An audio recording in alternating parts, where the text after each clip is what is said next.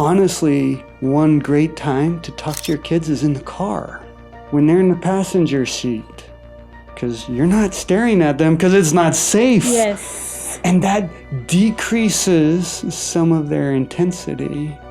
Their embarrassment or discomfort is lowered because eye contact can feel threatening.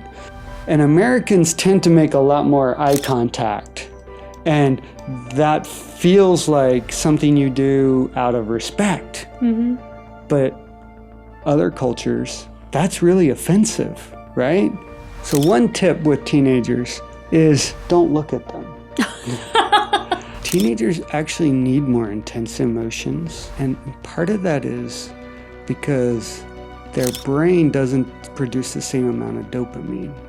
Instead of sitting passively, like it's designed to get me involved, like get up, move, do, engage, take risks. Any book you would like to recommend to our listeners? It's called Brainstorm, Dr. Daniel Siegel.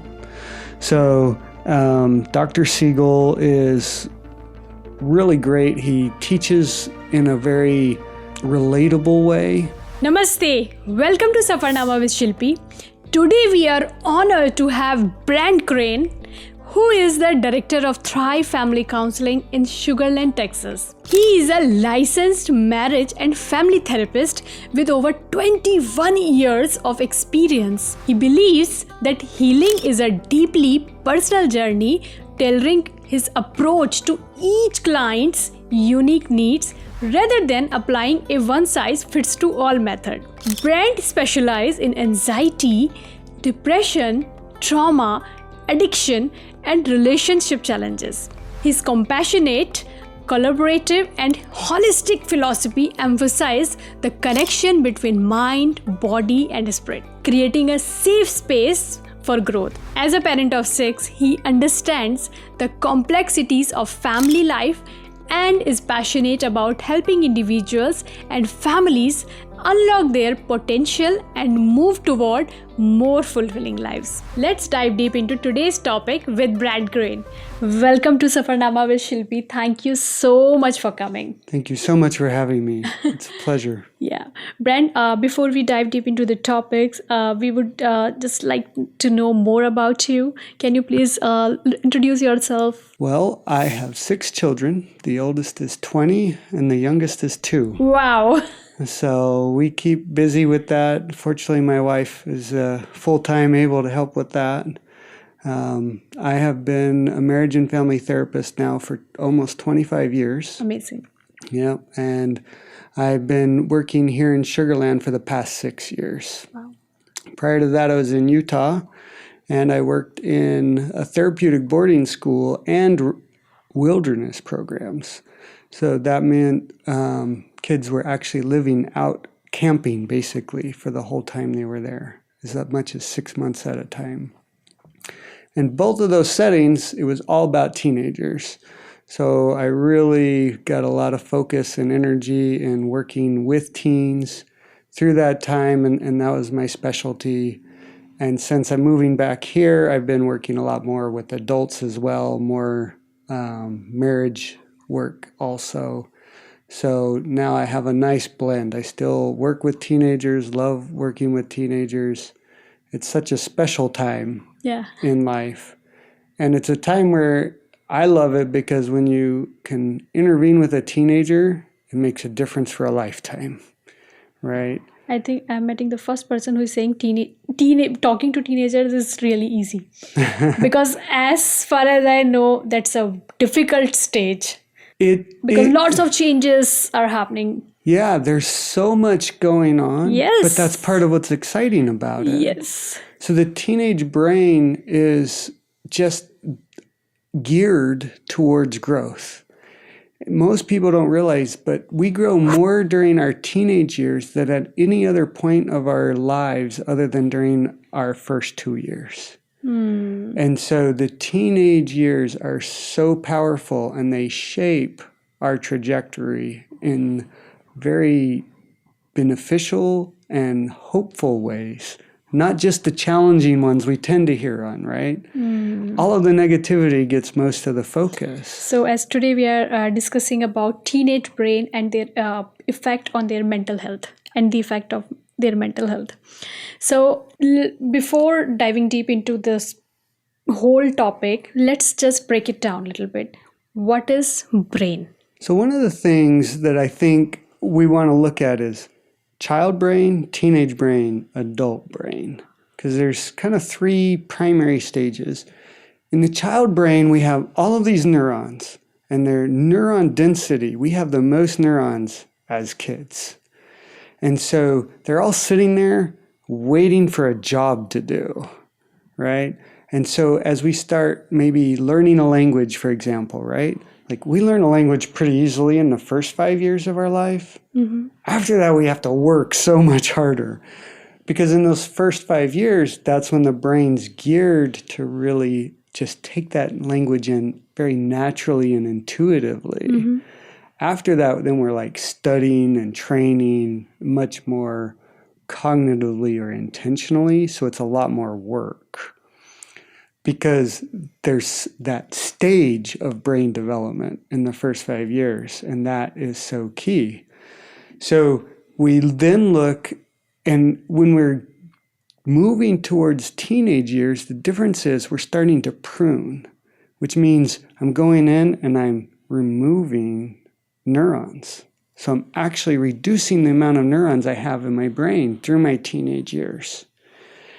At the same time, I'm creating what's called more neural networks. So the neural connections between individual neurons is growing thicker and denser. And I'm experiencing something called myelinization. So that means basically those neurons, those pathways I use the most, they get this special coat called myelin, which speeds up all the processing that goes through there. So I have fewer neurons, but those neurons are far more effective at the end of this period. Because in adult, we're more specialized.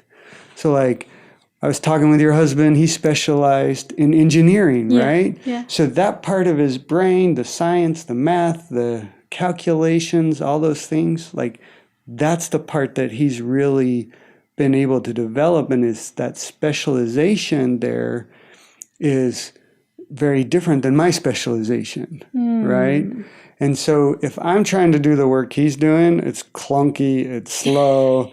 I try to help my kids with their math now. And it's like, oh, how do you do this? What's the main reason behind it? That it's clunky and slow? Yes. Is because I didn't create those neural pathways through the practice. Understood. And so whatever I'm using, I get better at. Whatever I'm not using starts to diminish or even go away. So think about like we go from lots of potential as a child where we could go anywhere to, hey, we've found our direction and purpose and our specialty and expertise as adults. And teenage years are the transition. So I'm going from child brain with lots of possibilities but no real expertise to adult with expertise but not so many possibilities anymore. Got it. Thank you so much for elaborating it and all the insightful things. So in simple term, you have told me what is brain and how it differ on all stages. Can you explain how the teenage brain is different from the adult brain in terms of structure and function? So part of what we're trying to do in that teenage brain is we're creating integration. Yes. Okay. So we have these different parts of our brain from the prefrontal cortex up here, like right in that forehead region. Yes. Okay. And that prefrontal cortex is where we have our logic, our reasoning, all of our executive functioning skills live in that. I usually just call it the human brain for people, because it's what differentiates us from other species.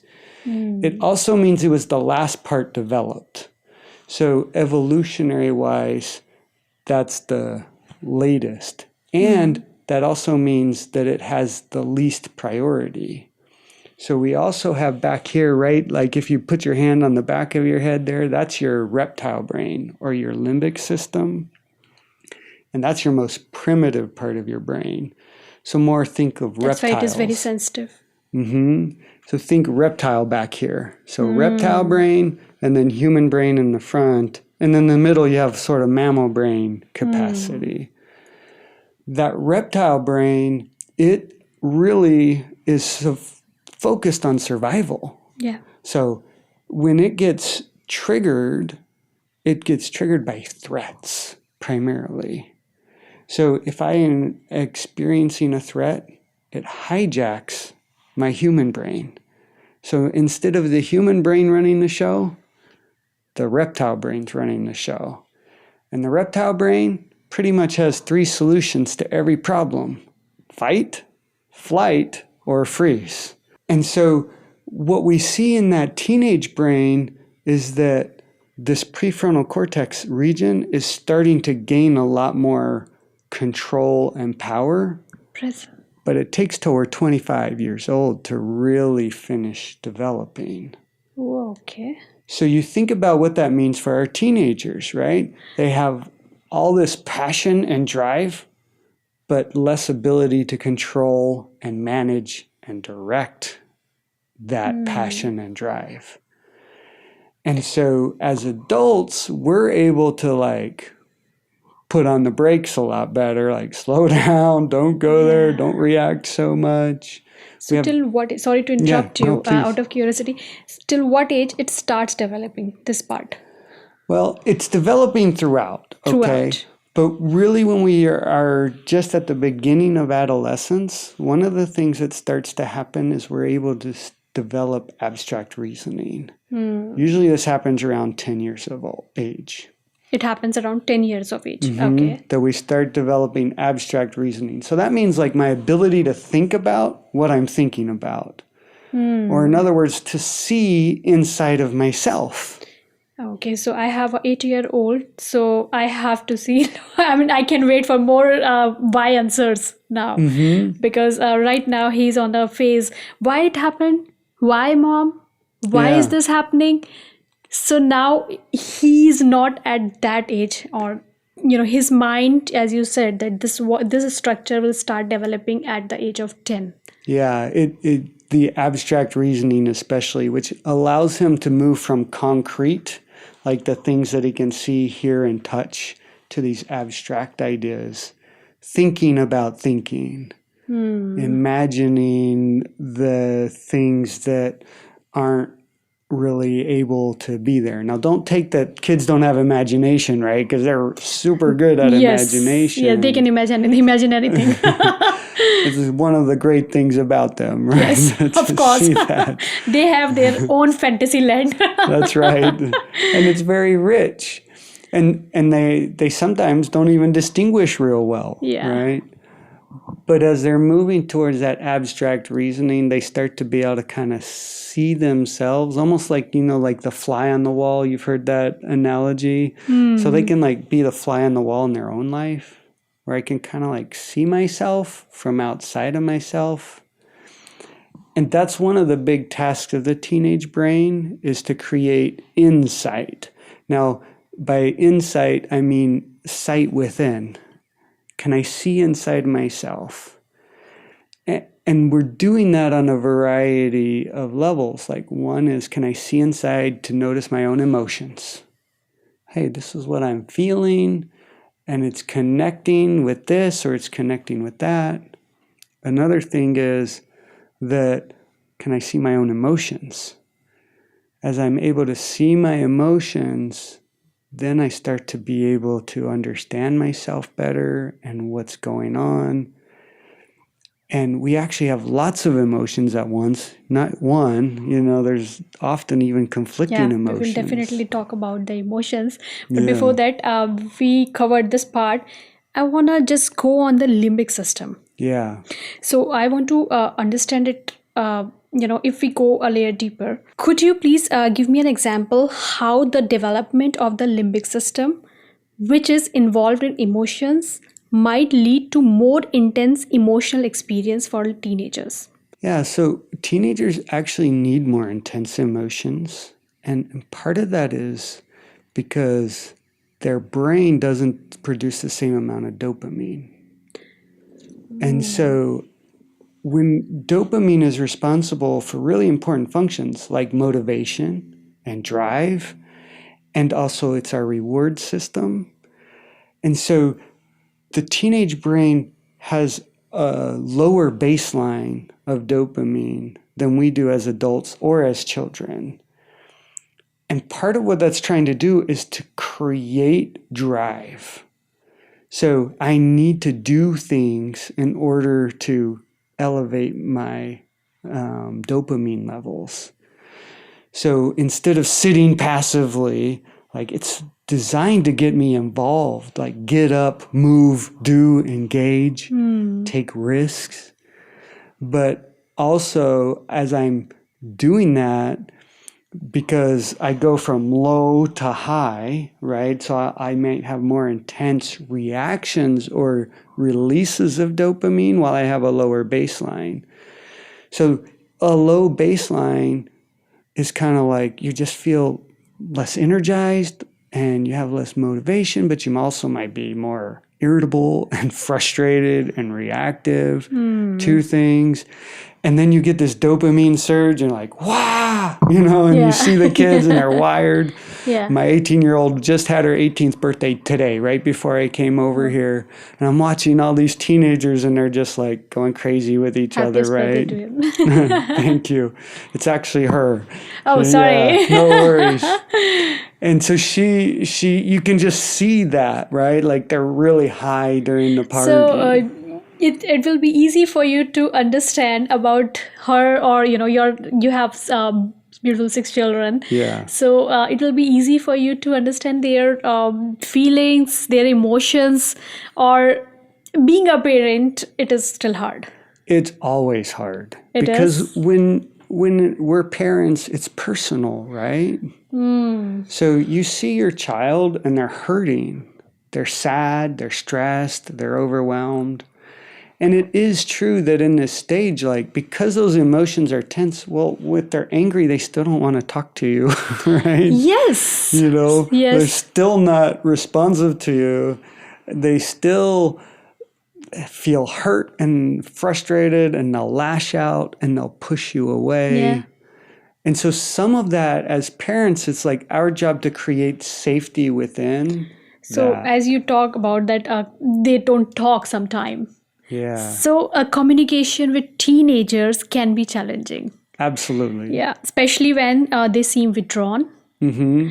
And what are some non-confrontational ways to connect with them? Like, just say you have a 18-year-old. If you found a hard time, how can I connect with her? So one tip with teenagers is don't look at them. So you mean can simply being in a same room or sitting side by side, even without talking, Yep. still foster connection through what, just to, if we want to build a connection. So just sitting in a room and, okay, I'm not talking to you. I'm just doing my work, and he's doing his own work, or she's doing her own work. So still you are fostering a connection. Yeah, there's something called mirror neurons. Sorry, mirror Mirror? neurons. Okay, what's that? So mirror neurons are something that are critical for our social functioning. So imagine walking into a room and you don't know what's going on, and you walk in. Haven't you sometimes immediately felt on edge, and other times you immediately feel energized just walking into a room? Because you walk in the room and there's an energy, there's a condition of the people who are in there. And so you pick up on that at a subconscious automatic level with your mirror neurons. Like they show this on TV sometimes with, catastrophe movies. It's like you see people running and then other people start running. They don't know what they're running from, Why are they running? They're Yeah. running because of their mirror neurons say, I'm looking at your behavior and it says something bad's Yeah. happening over there, so I'm getting out of here, right? I have no idea what I'm running from, right? Yeah. And so that kind of thing can be really harmful or helpful with our teens. So it's harmful if they escalate and our mirror neurons cause us to escalate with them, right? So now I'm mad too. Now I'm defensive too. And so that happens so fast that sometimes we're not even thinking consciously before we've already reacted. Same thing with our teens, like they're doing that too. So when we notice that dynamic, we can escalate pretty quickly. And being deliberate about de-escalating is really important. And we should come back to that later about that. But the idea in general is that also I'm sitting here with you and, part of the time I'm sitting with my leg crossed over, mirroring what you're doing. It's not exact, but it's mirroring. That helps me to automatically feel in more rapport with you, and you're automatically feeling more in rapport with me. So there's a connection that's happening on this subconscious level. That's something we can access with our teens. And so when I say don't look at your teens, if I turn this way with my teen and my teen's sitting where you are, they feel less challenged. And so because they feel less challenged, they relax a little bit and it's easier. So honestly, one great time to talk to your kids is in the car when they're in the passenger seat, because you're not staring at them because it's not safe. Yes. And that decreases some of their intensity. Their embarrassment or discomfort is lowered because eye contact can feel threatening. And especially when we talk about like some of the community differences of like culture, like I get a chance to work with people from all kinds of cultures, Yes. right? And Americans tend to make a lot more eye contact. And that feels like something you do out of respect.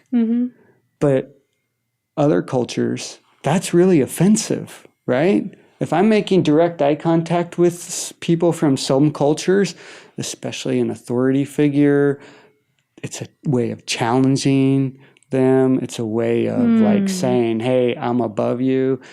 So in the animal world, like looking down is a way of expressing submissiveness. So I look at my teen, hardwired into their brain is this like, I'm staring at you, I'm challenging you. In my office sometimes, I have a couch and I'm meeting with teens. I sit on the couch beside the teens sometimes rather than sitting in my chair. And so Just to make them more comfortable and yeah. Yeah, and it helps. It just can de-escalate some of that tension. And so that's just one example of just simply being with them Yeah. can be beneficial to creating more sense of safety. But it's also important we go beyond that. Attachment is our kind of core biology. Do I feel safely connected to you? And if I feel safely connected to you, sometimes we think that means if our kids are safely connected to us, then they're going to be nice to us, they're going to be happy, they're going to be, pleased with what we're doing. So as you said, we can be in the same room, we can just side by side. So sometimes is it important for parents or caregivers to set some boundaries? Absolutely. Because, as you said about the culture, right? I brought up in India. I grew up there. So in our culture, let me tell you about it. There is no boundaries for the parents. Everyone in a same room. Me, my sister, my brother, we used to share the same room. And sometime if our relatives are coming, so they are also setting up in the same Yeah. room, because we had a 3 room setup. So if more families are coming, then we have to stay. Mm-hmm.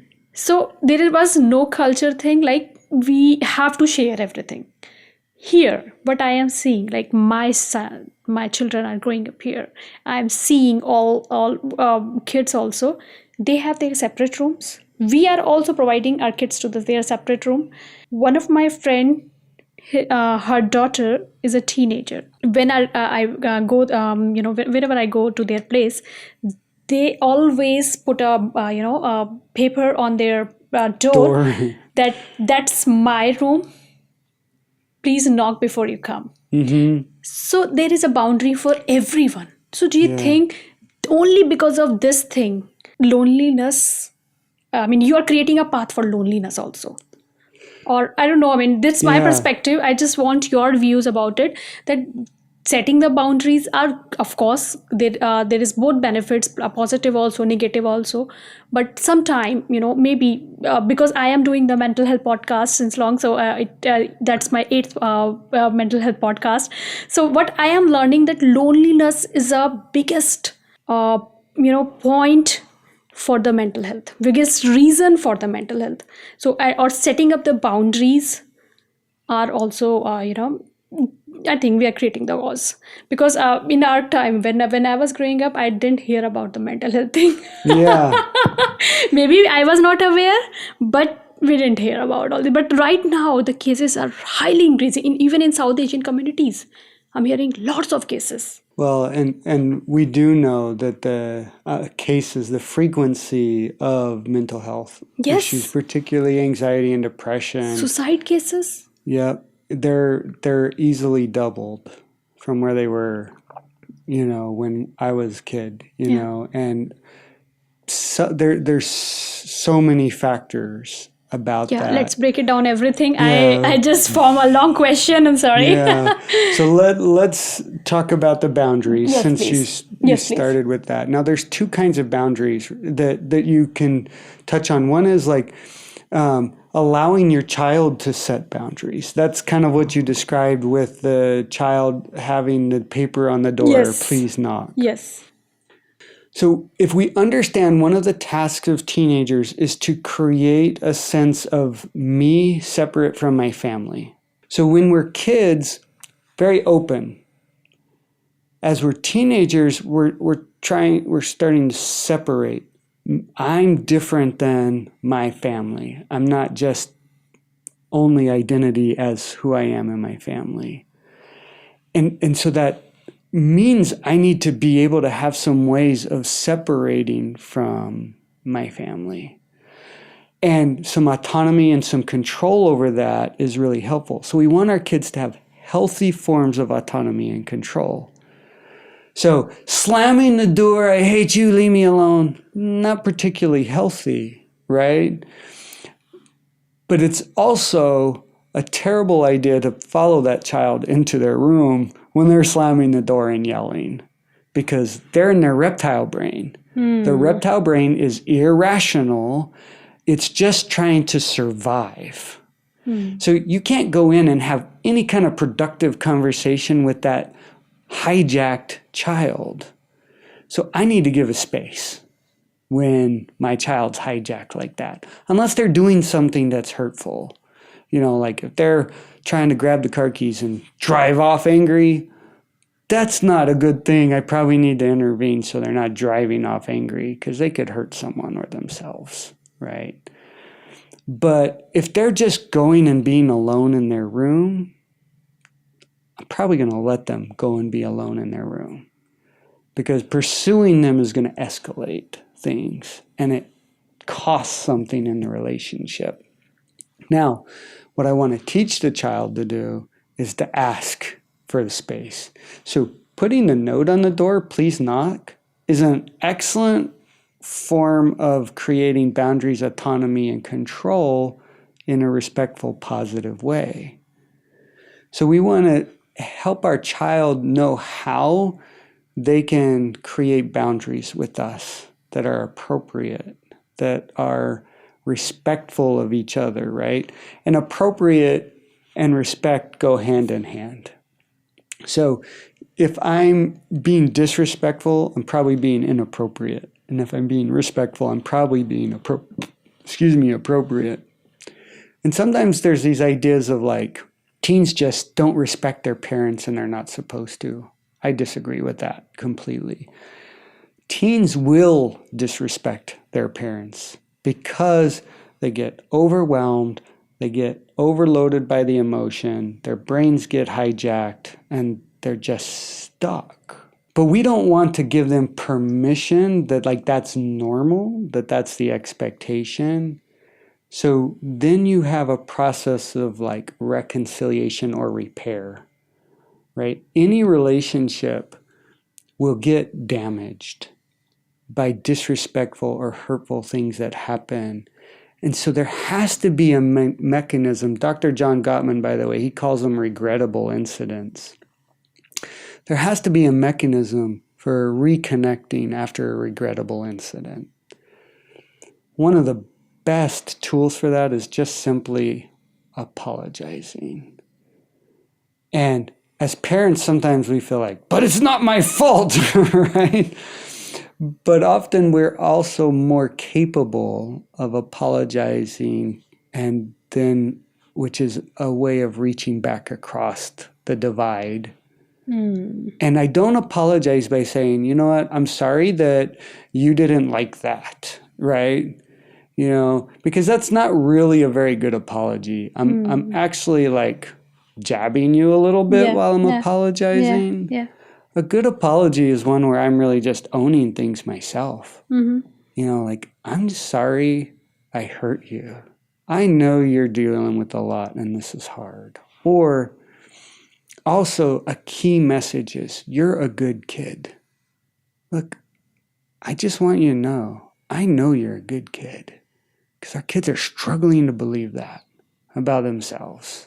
Yeah, sometimes because of peer pressure, because of their friends, maybe because he's doing soccer, but I'm not able to do that way. You know, this kind of competition thing. Comparing, Competing, yeah. And social media is so much of that, right? Do you think that social media thing, teenagers are finding hard time to focus on any particular thing because of social media? Well, social media has a variety of effects. I mean, first of all, we don't have a lot of like clear causal information yet, but we have a lot of correlational information. So causal is we can't yet say A causes B, but we can say A and B go together. So one example of that is we know that there's a direct correlation between amount of time spent on social media and anxiety and depression. So this thing is for only for teenagers or for everyone? For everyone. Yeah. But teenagers are especially vulnerable because their mind is not fully developed till as you already mentioned, 25 years, till 25 years. Yeah. And as our generation, right? Like, we didn't grow up with that either. So we didn't have that same level of like exposure. And so our brain developed a little bit more of that just quietness. You know, we spent more time just without all of the busy and distraction. See, so if I look at things with social media, you get a lot of comparison. You get on there and you see other people. Usually they're saying the best things about themselves. Yeah, everyone is posting their best things. Or their worst. And sometimes that's where certain teenagers like also, you know, like you start to find identity through your pain. And so especially those people that feel the most hopeless or discouraged or whatever, like they reach out and they find other people that are hurting, and what does their relationship come about? It becomes about all the problems, all the negativity. So, you know, there can be a lot of like just every kid complains, I don't like my math teacher, so-and-so stupid, whatever, right? And as parents, sometimes we just try to stop, like, don't say that, instead of like listening. I know for me, I tend to want to direct rather than to listen first. But listening first works so much better. Because usually if you try to direct first, the kid's not listening anyway. But if you're like, yeah, so your English teacher, what'd they do today? Oh, really? So you just are identifying with them, which is validating to them. Like, oh, maybe mom listens. Maybe dad understands. That's how we gain influence, is that they feel like we understand them. If they don't think we understand, which already they have a hard time, right? Because they think they know more than they do. Because partly the stage of the brain and partly because the nature of learning is when we know a little bit, we think we're experts. But when we're experts, we understand that we only know a little bit. Brent, you have you have so much to say. You have a great knowledge to share. So before we dive deep into the another topic, I still want to take you back on the boundaries. Oh, yes. We just jumped on the social media. Yeah. It has a separate thing. Yeah. We can discuss it later. But on the boundaries, as you already told, we should. That's okay to give them space. It's important to give them space. Actually, not for the teenagers. It's important for everyone. Yes. To give them, Yeah, you want them to have a sense of like, I'm in control of something. So where do I have my control, my power? So maybe that's over who comes into my room. Maybe that's over, what clothes I'm wearing if they're younger, right? Because we want to give them whatever they're ready to manage. Because we're working towards, you're controlling your whole life, right? Ideally, we're successfully launching our child where they like, I'm ready to go out and tackle these new things and have my own apartment and go to college and do all this stuff. But how do they do that if we've never even let them decide if I get to walk in their bedroom? Absolutely. Right? So what are some specific things teenager wishes grown-ups understood better about their experiences? Oh, that's a rich topic too. I think one of the things that teenagers really wish that we understood better is that things are different. Teenagers have always said that, but it's never been more true. You go back 300 years ago, right? Mom's experience and child's experience was probably pretty similar. You go back, or you come up to today, I didn't have a cell phone until I was an adult, right? Until I was in college. And I didn't have email till I was in college, right? Like there wasn't any use for it. Like the internet. And it was a different era. Yeah. And social media. And then all of these things. And it's developing more quickly than we as parents can keep up. So each generation really is kind of already so much further behind what their child is experiencing.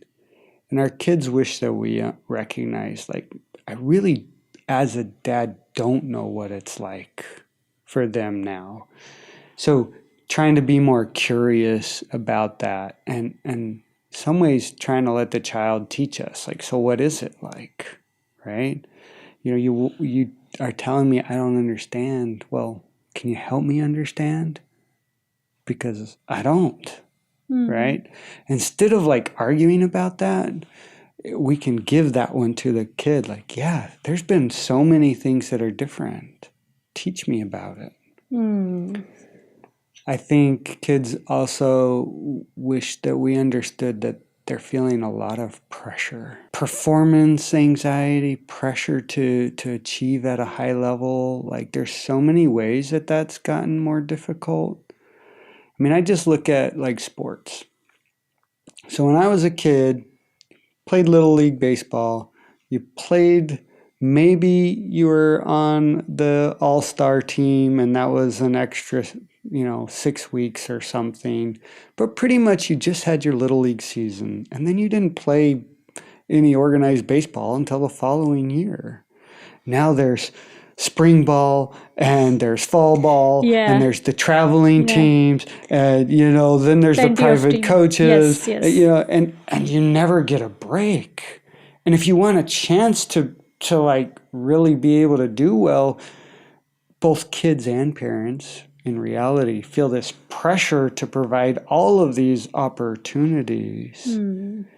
And then it's so easy to overschedule and to overpressure our kids so that, well, I'm going to help you get in college, so you need to have this skill and you need to have that skill. And they don't get time to kind of discover their themselves. Own self. Yes, absolutely. I 100% agree.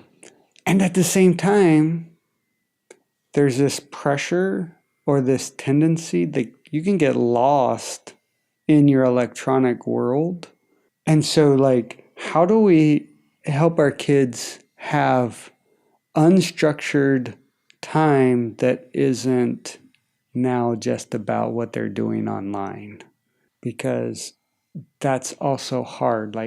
Just having some times for resting, whether that be a boundary of phones turn off at a certain time, or there's no media for the hour around dinner time, or something where it's just a break where we don't use it, where we're not accessing it. Because you think about what happens to most people when they hear the notification, they got a text or whatever. Immediately, whew, my attention's here. There's some anxiety around it. I know some of my kids, but also a lot of kids I work with are like, I'm afraid I'm going to miss out on something. And it's happening so fast, right? I could miss out on so much in 5 minutes. Of course, but sometimes it is okay to miss out some things. Yeah. You cannot cover everything. To learn you can miss out is actually a wonderful thing. And also that it's not an emergency and that I'm not having to jump every time anything chimes on my phone. It's so stressful to your brain to be on constant alert for that. And if you remember, kids are, one of the tasks of teenagers is also to move towards an increased focus on their connections and belonging socially. So if that's the way they connect and belong, we can't say no. 15 years ago, I would often say slow down on even giving your kids phones and have more limits and things. And they do need limits of how much. Of course. But if a child no longer, a child today doesn't have any access to the social media or those kinds of things, they often get left out. So there's this tug of war, right? Being left out, being consumed by. And we're trying to find a middle ground. And the reality is our kids aren't capable of finding that on their own very often. Yeah. So one thing teenagers wish the grown-ups in their life truly understand about what it's being a teenager right now. That's only one thing. I would probably just answer that with one word of hard. Hard. It's hard. Just understand, Mom and Dad, this is hard. And trying to have some patience with them as they're doing something really difficult.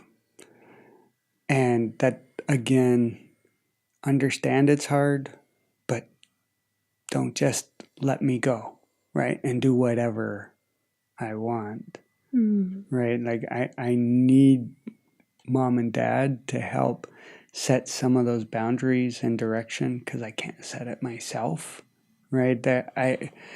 As parents, part of our job is to help bridge the gap as that prefrontal cortex is developing, ability to interpret consequences of actions still is underdeveloped, right? Yeah. And I also, part of the teenage brain, it's designed to overestimate the likelihood of success and the benefits of that success, and underestimate the potential for failure and the consequences of failure. Now, we want that. Most people, we don't hear that, but we actually want that for our kids. And the reason is because that helps them to grow. It helps them to take the chance. Now, like, a lot of our kids are so anxious that effort to, they're anticipating almost opposite, like some of that gets twisted. So as parents, like, helping our kids be able to say, like, yeah, it's okay, go try. Of course. Right? And we have to encourage them sometimes more to take That's some what our risks. duty actually. So why do teenagers often struggle with sleep, and what changes in the brain contribute to these sleep issues? In fact, if we talk about circadian rhythm. Yeah, so one of the things that's happening with the teenage brain is that the actual timing of sleep is changing. So the teenage brain gets tired later because it releases melatonin later. And it's designed to ideally go to sleep at a later time, and unfortunately to get up at a later time. And the reason I say unfortunate that it's designed to get up at a later time is because our schools are early. Which school starts the earliest? High school. It's interesting, but I've seen research that has said that if you wanted to improve the scores of our kids in school, one of the best ways you could improve their scores and testing is to start school at 9 o'clock instead of 7:30. Just that change improves performance in school because our kids are tired. Their natural rhythm is to get up later, more around 8:30 rather than at 6:37. So they're getting up before they're ready to, but then they're not wanting or ready to go to sleep at night either. So how many hours of sleep do you recommend for the teenagers? 9. 9 hours. Yeah, 9 to 10 is kind of where you would ideally be as a teen. And for adults? Adults, it's 7 to 9. And it's individual, so you want to try and test for yourself. Like, don't just say, well, I choose 7 because I want it to be 7. There's some books I've read on sleep that suggest one good way of figuring that out is just go to sleep and see, like, when you just naturally wake up without an alarm. And the caveat is I need to do that long enough that I'm not just recovering from the sleep deprivation that most of us function under. The main reason people are being very, if I talk about myself, I used to be a very studious. I used to learn so much. I used to do lots of study. So if we talk about the learning, when children are growing up, their brain is like a sponge that absorbs everything. Yeah. How does the teenage brain process information differently than a child's brain? And what are the implications for learning and memory? In our culture, what we say, if you want to improve your memory, you have to eat 10 almonds in a day. Oh, really? That's interesting. I haven't heard that one. But I'm doing well then because I love almonds. Yeah. So I'll just reminding you real quickly, like, we're working on that specialization in the teenage brain. So we're going from the everything down to the things that we're specializing in. So ironically, one of the biggest barriers that our teenagers have towards learning is actually their attitude. So you think about how often there's negativity associated around learning. Well, what happens then? When I'm negative, I turn off my prefrontal cortex.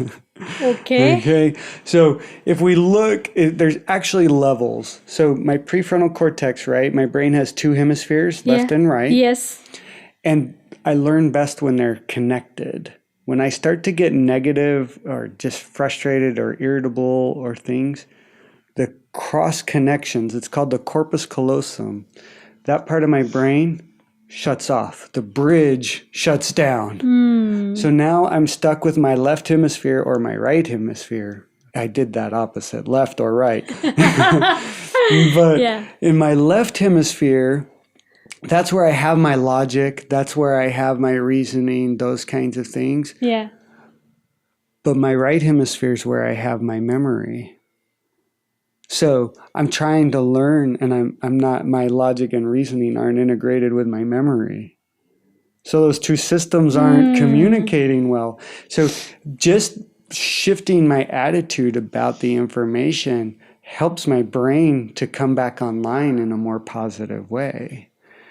And I also am just saying I value this instead of I devalue this. Yeah. This is stupid. Well, my brain's not really that invested in remembering stupid stuff. Yes. Right?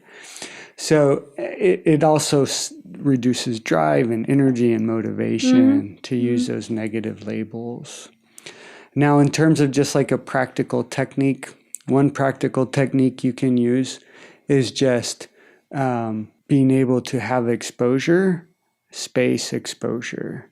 So instead of like studying really intensely on something for an hour, maybe I do 20 minutes and I give a little bit of time and I come back to it. What's the name? I totally forget that there is a technique that you work for 20 minutes, then take a break, then start working for 20 minutes, then take a break. It will boost your efficiency. Yeah, because we don't get so fatigued. You know, our brain can get tired and the focus just starts to wane a little bit. But also what's happening is by taking the break, when I come back to it, I'm challenging my memory a little bit. So think about short-term memory, right? As I'm reading something in the moment, that's short-term memory. I take a break and I come back to it, 10, 15 minutes later, I have to remember, which then I'm activating and helping drive it deeper into longer term memory. Wow. So that's one of the advantages of the break. So sometimes kids complain that, I read something yesterday, but I forgot today. Well, there's lots of possible reasons. One is, like I said, if I'm really stressed out, I'm just not learning as well. So my ability to learn is greatly influenced by my stress level. So Dr. Palu Fry, if I hope I'm pronouncing that right, but he was Michael Jordan's performance coach, okay, and for the Chicago Bulls. And I got to listen to him give a keynote address when I was in Toronto at an international conference. And one of the things that he teaches is that when a person's distressed, they start making decisions based off of less than 5% of the available information. So imagine that. I'm trying to learn, but I can only make decisions based off of 5% of the available information. How effectively can I learn anything? So managing emotion and mood becomes a critical aspect of learning. And I think I want to, actually, I brought you something here. This is, just for the camera's sake, this is an emotion wheel. Okay, and so one of the techniques that can be really beneficial for managing emotions is called name it to tame it. So this has different sections on it.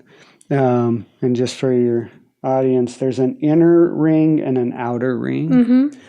So in the inner ring, it's kind of like a little bit more core emotion. Outer ring's a little bit more of like, hey, let me try to get more sophisticated or nuanced. Like there is needs met safe. Yeah. So joyful, excited, interested. Yeah. So you can see on the left side of that, those are emotions that we feel when our needs are met or we feel safe. And then on the other side is when our needs are unmet or we feel unsafe. Okay. So what happens in this name it to tame it technique is I look on the chart. Here, we can just put that right there. In the name it to tame it technique, I'll look at the chart and I'll say, okay, what are 3 minimum, but ideally 5 emotions that I'm feeling right now? So I look on that and go like, I'm feeling pretty worried, but I'm also feeling curious. So like I'm drawing from both sides in that, because we often have this complex emotional experience. It's not all negative or whatever. There's, positive and hopeful things as well as like the concerning or frustrating. But then I might also notice like, oh, I'm feeling guilty or I'm feeling angry. But I'm also feeling kind of oddly confident. But how am I feeling not good enough and confident?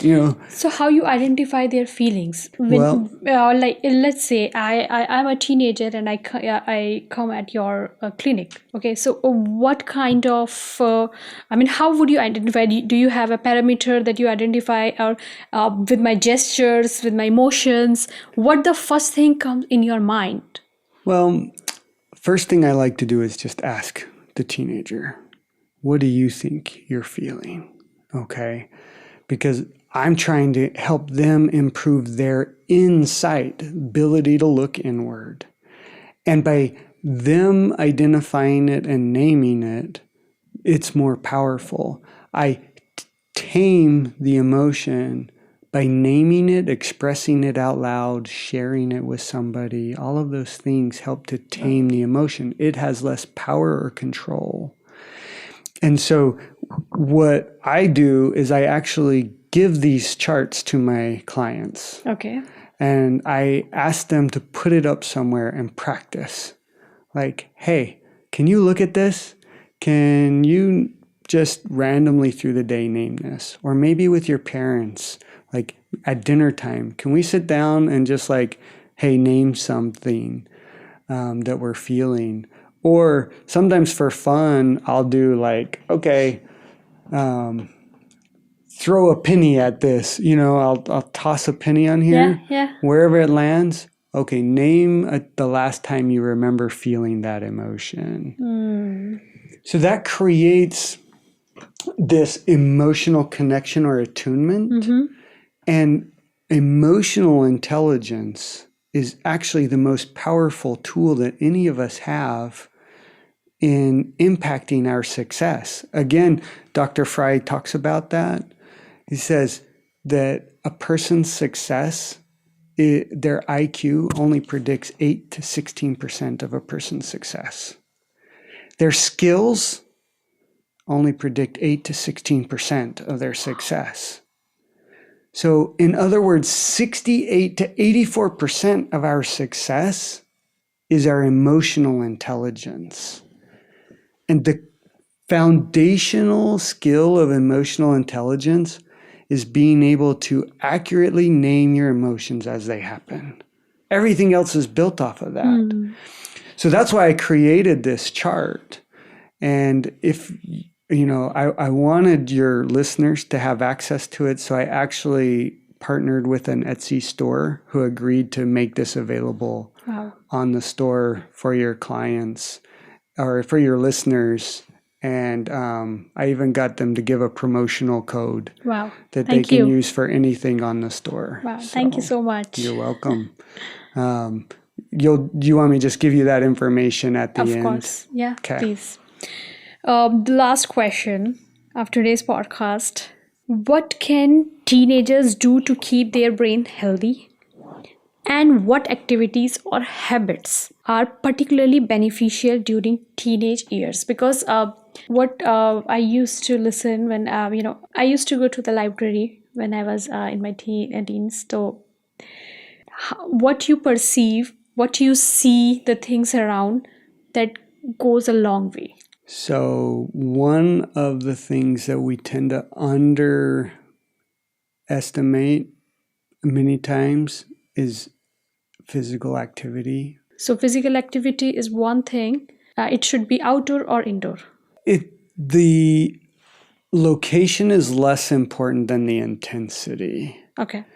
So they did a study where, well, this is from Dr. Rady. That's the name of the, I'm blanking on the name of the book That's okay. right now, but That's okay. Dr. Rady has this book, and he calls the chemical released by exercise in the brain BDNF, and he calls it miracle grow for the brain. So there was a school district in the United States that required all their kids to do circuit training for PE all through high school. And then that high school was chosen to do the international testing, competitions. It was the only school in America that placed in the top 5. The only difference in that school district was the exercise that they were doing.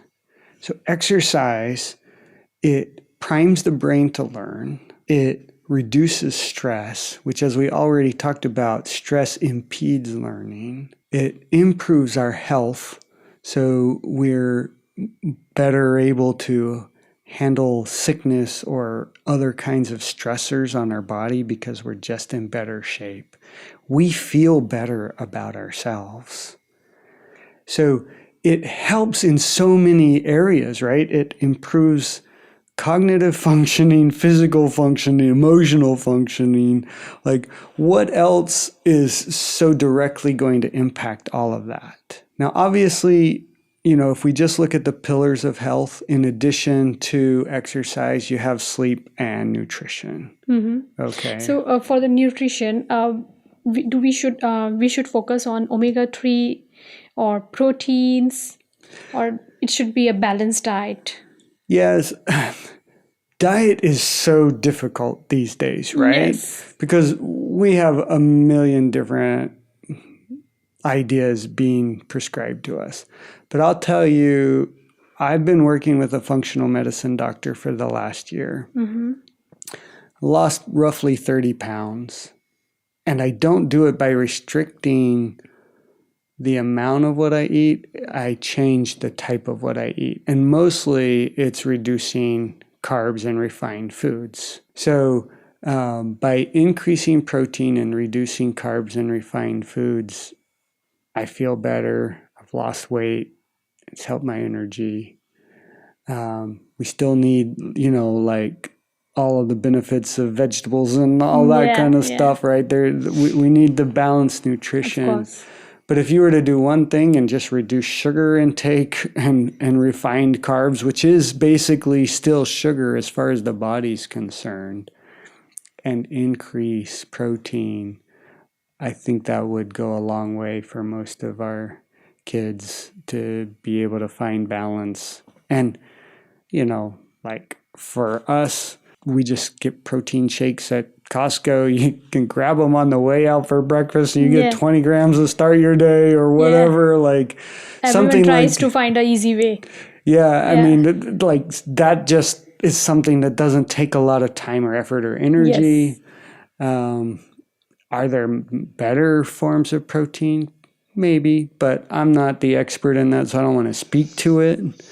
But that's just make the suggestion. That's something I found that's helpful. Yes. Thank you so much, Brant, for all the insightful answers. I really appreciate your time.